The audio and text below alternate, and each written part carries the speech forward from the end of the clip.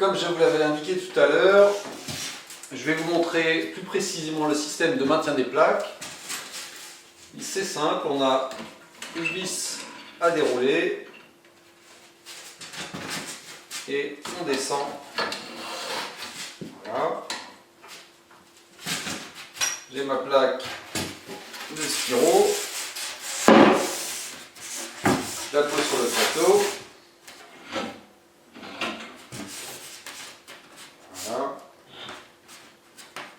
Je verrouille mon premier support et le deuxième.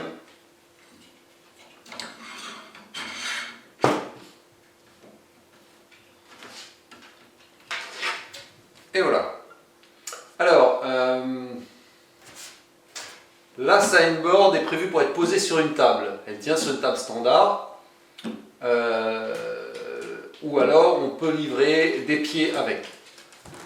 Alors, je viens d'effectuer un test pour calibrer ma chauffe. Donc en manuel, ça m'a pris 2 minutes.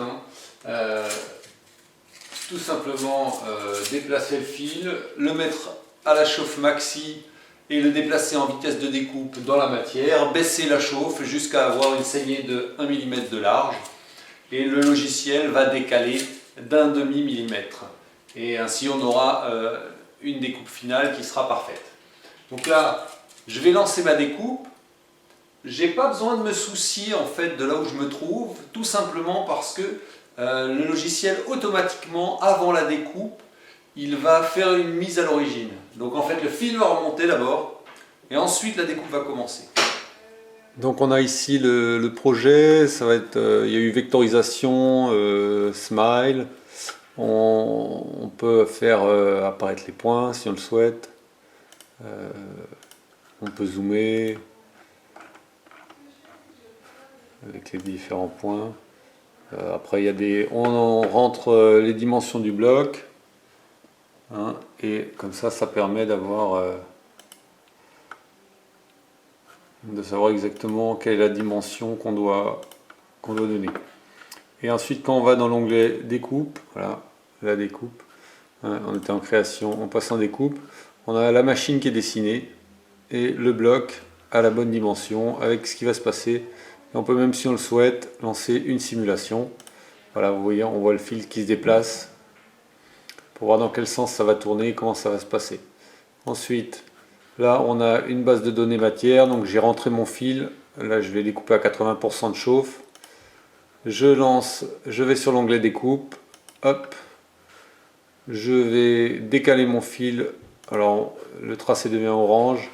Et j'ai la durée qui s'affiche, ça va être une découpe à 32 minutes. Là, je découpe à 4 mm par seconde.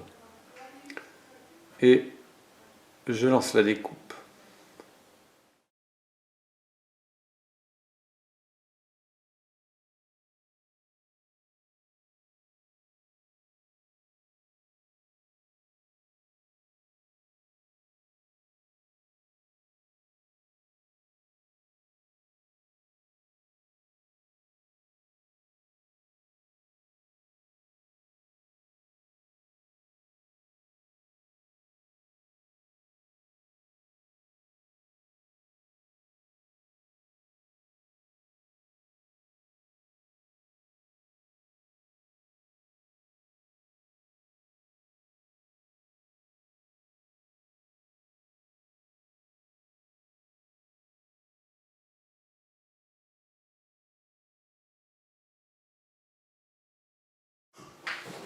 Et voilà, la découpe est terminée.